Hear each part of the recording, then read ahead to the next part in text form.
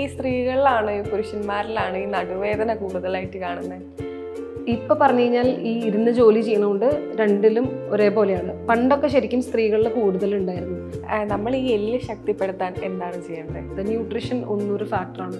രണ്ട്, എക്സസൈസ് ചെയ്യുമ്പോൾ നമ്മുടെ മസിൽസിന് മാത്രമല്ല ബലം വരുന്നത്, എല്ലുകൾക്കും ബലം വരും.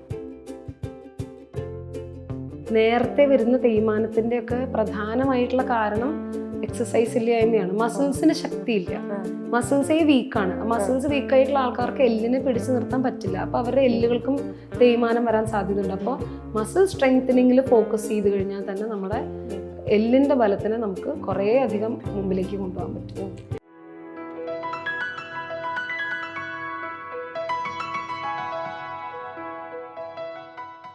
നമ്മൾ ഇരുന്ന് വർക്ക് ചെയ്യുന്നവർക്ക് കൊടുക്കാനുള്ള എന്തെങ്കിലും ഒരു ടിപ്സ് ഉണ്ടോ ഈ പോസ്ചർ കറക്റ്റ് ചെയ്യാൻ വേണ്ടിയിട്ട്? അരമണിക്കൂർ കൂടുമ്പോൾ 5 മിനിറ്റ് എണീറ്റ് നടക്കുക. വളരെ സിമ്പിളായിട്ട്. കാരണം അരമണിക്കൂർ ഇല്ലെങ്കിൽ അറ്റ്ലീസ്റ്റ് 1 മണിക്കൂർ 1.5 മണിക്കൂർ കൂടുമ്പോൾ ഒരു ടൈമർ വെച്ചിട്ട് ഒരു 2 മിനിറ്റ്സ് അല്ലെങ്കിൽ 3 മിനിറ്റ്സ് എങ്കിലും കഴുത്തും നടുവൊക്കെ ഒന്ന് സ്ട്രെച്ച് ചെയ്ത് കൈയൊക്കെ ഒന്ന് സ്ട്രെച്ച് ചെയ്ത് ഒരു 2 മിനിറ്റ് 3 മിനിറ്റ് എങ്കിലും അവർക്ക് നടക്കാൻ പറ്റിക്കഴിഞ്ഞാൽ അത് അവരുടെ സ്പൈൻ ഹെൽത്തിന് ഒരുപാട് അഡ്വാൻറ്റേജ് ഉണ്ടാക്കും. ശരിക്കും പറഞ്ഞു കഴിഞ്ഞാൽ അവർക്ക് വരാൻ സാധ്യതയുള്ള ഒരുപാട് സ്പൈൻ റിലേറ്റഡ് ഇഷ്യൂസിന് അതൊരു സൊല്യൂഷൻ ആയിരിക്കും.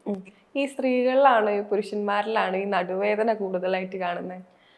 ഇപ്പൊ പറഞ്ഞു കഴിഞ്ഞാൽ ഈ ഇരുന്ന് ജോലി ചെയ്യണോണ്ട് രണ്ടിലും ഒരേപോലെയാണ്. പണ്ടൊക്കെ ശരിക്കും സ്ത്രീകളിൽ കൂടുതലുണ്ടായിരുന്നു. കാരണം അവർക്കൊരു 40-45 വയസ്സ് കഴിയുമ്പോഴത്തേക്കും മെനോപോസിന്റെ സമയമൊക്കെ ആകുമ്പോഴത്തേക്കും ഹോർമോൺ ഫ്ലക്ച്വേഷൻസ്, ഈസ്ട്രജന്റെ ഒക്കെ ഫ്ലക്ച്വേഷൻ കാരണം എല്ല് തേയ്മാനത്തിന് സാധ്യതയുണ്ടായിരുന്നു. ഇപ്പം എല്ലാവരും വീട്ടിലിരുന്ന് അല്ലെങ്കിൽ ഓഫീസിലിരുന്ന് വർക്ക് ചെയ്യണവരാണ്. ഫിസിക്കൽ ആക്ടിവിറ്റി ഇല്ല. മിക്കവർക്കും തേയ്മാനം, എല്ല് റിലേറ്റഡ് ആയിട്ടുള്ള പ്രശ്നങ്ങൾ ധാരാളം കാണാറുണ്ട്.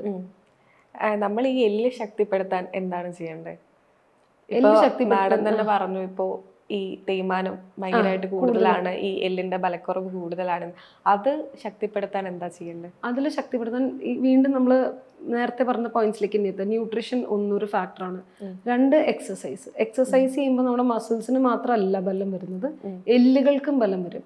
അപ്പൊ ഈ ബുദ്ധിമുട്ടുകൾ ഇപ്പോഴത്തെ ഏർലി ഓൺസെറ്റ് ഡീജനറേഷൻ എന്നൊക്കെ പറയും. അതായത് നേരത്തെ വരുന്ന തേയ്മാനത്തിന്റെ ഒക്കെ പ്രധാനമായിട്ടുള്ള കാരണം എക്സസൈസ് ഇല്ലായ്മയാണ്. മസിൽസിന് ശക്തിയില്ല, മസിൽസേ വീക്കാണ്. മസിൽസ് വീക്കായിട്ടുള്ള ആൾക്കാർക്ക് എല്ലിനെ പിടിച്ചു നിർത്താൻ പറ്റില്ല. അപ്പൊ അവരുടെ എല്ലുകൾക്കും തേയ്മാനം വരാൻ സാധ്യതയുണ്ട്. അപ്പോൾ മസിൽ സ്ട്രെങ്തനിങ്ങിൽ ഫോക്കസ് ചെയ്ത് കഴിഞ്ഞാൽ തന്നെ നമ്മുടെ എല്ലിന്റെ ബലത്തിനെ നമുക്ക് കുറേ അധികം മുമ്പിലേക്ക് കൊണ്ടുപോകാൻ പറ്റും.